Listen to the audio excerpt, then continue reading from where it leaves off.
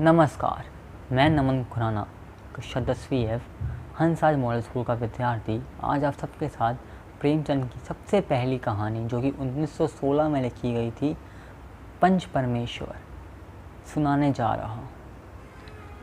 पंच परमेश्वर दो दोस्त जुम्मन शेख और अलगू चौधरी की कहानी है। जुम्मन शेख और अलगू चौधरी की दोस्ती बहुत गहरी होती है। दोनों का एक दूसरे पर परस्पर विश्वास होता है। दोनों की यह दोस्ती एक बचपन की अच्छी पक्की दोस्ती है। जुम्मन के पिता जुमानती ही दोनों के शिक्षक हैं। जुम्मन और अलगू चौधरी में दोस्ती इतनी गहरी है कि वह एक दूसरे के हवाले घर छोड़ जाते हैं।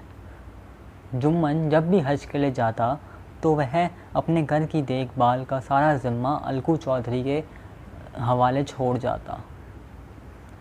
इस प्रकार यह दिखता है कि दोनों का एक दूसरे के साथ कितना परस्पर विश्वास है। एक बार बहुत बुरी घटना घटित होती है।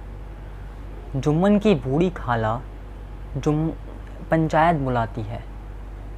वह इसलिए पंचायत बुलाती है क्योंकि उनका कहना होता है कि अपनी संपत्ति जुम्मन के हवाले करने के बाद भी जुम्मन उनको वह सम्मान नहीं देता जो उनको मिलना चाहिए। जबकि जुम्मन का कहना यह होता है कि 2-3 बीघा ज़मीन देकर बुढ़िया अपने आप को क्या समझती है कि जैसे कि उन्होंने बहुत बड़ा एहसान चढ़ा दिया हो उन पर।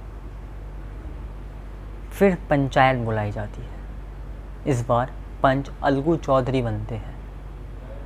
अलगू चौधरी निर्णय न्याय के पक्ष में लेते हैं और वह जुम्मन की बूढ़ी खाला को वह न्याय दिलाते हैं जिनके वो हकदार होती है। जुम्मन को इस हादसे से बहुत बुरा सदमा लगता है क्योंकि उन्हें विश्वास नहीं हो रहा था कि उनका बचपन का पुराना मित्र अलगू उसके साथ ऐसा कर सकता है। फिर से एक घटना घटित होती है। इस बार यह घटना अलगू चौधरी के साथ घटित होती है। अलगू चौधरी 2 बैल खरीदते हैं हट्टे कट्टे। कुछ समय पश्चात उनमें से एक बैल मर जाता है।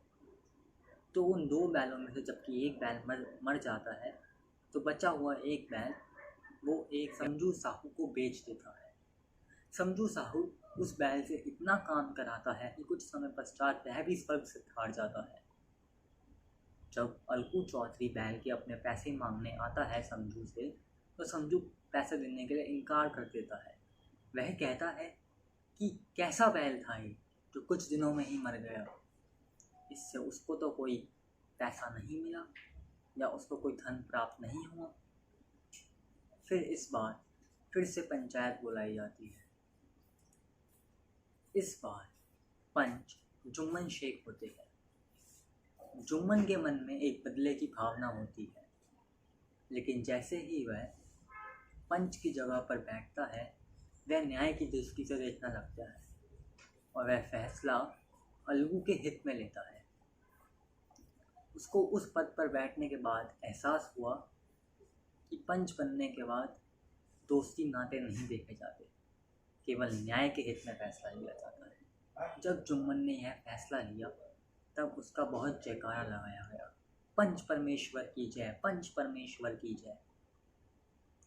इसीलिए कहा जाता है कि पंच में परमेश्वर होते हैं और पंच की वाणी परमेश्वर की वाणी होती है। यह घटना घटित होने के बाद अलगू और चौधरी फिर से पक्के यार बन जाते हैं। मैं आशा करता हूँ कि आप सबको यह कहानी अच्छी लगी।